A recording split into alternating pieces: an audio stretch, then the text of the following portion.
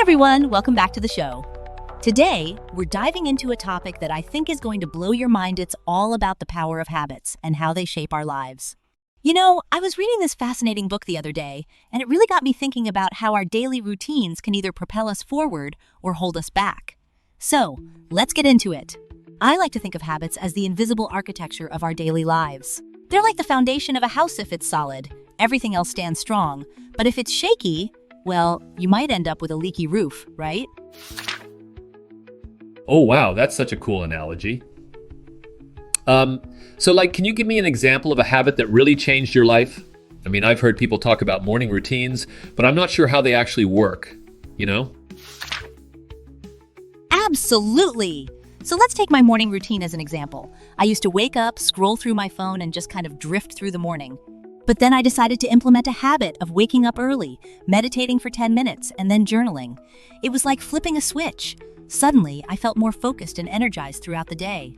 It's like when you water a plant regularly, it grows stronger and healthier. That's what habits do for our minds and bodies. That's so interesting. So, do you think everyone should have a morning routine? What if someone is like a total night owl? Wouldn't that mess things up? Great question. You know, it really depends on the individual. Some people thrive at night, and that's totally fine.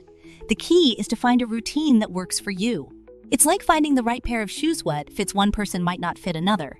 The important part is to create habits that align with your natural rhythms.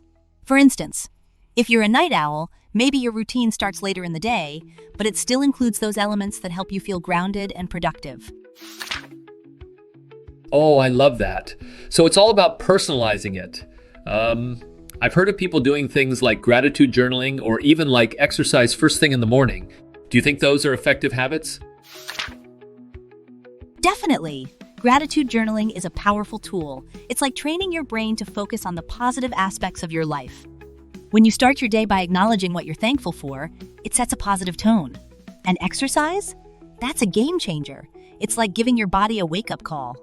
I remember when I started running in the mornings, it felt like I was unlocking a new level of energy.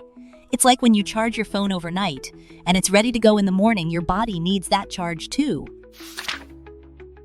Wow, that's such a vivid image.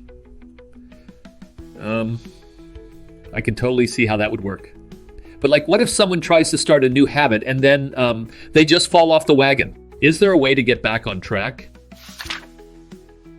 Oh, absolutely. Falling off the wagon is part of the process. It's like learning to ride a bike. You might wobble and fall a few times before you get it right. The key is to be kind to yourself and not to give up. You can always start again. I recommend setting small, achievable goals. Instead of saying, I'm going to run every day, try, I'll run for 10 minutes 3 times a week. It's all about building momentum and celebrating those small wins along the way. That makes so much sense. I feel like I could really use that advice in my own life. So what's the first step someone should take if they want to start building better habits? Great question. The first step is awareness. You need to identify the habits you want to change or create. It's like looking at a map before you start a journey. You need to know where you are and where you want to go. Once you have that clarity, you can start to implement small changes. And remember, it's a journey, not a race. Enjoy the process. Oh, I love that. I feel like I'm ready to start my own habit journey now. Thanks for sharing all this amazing insight.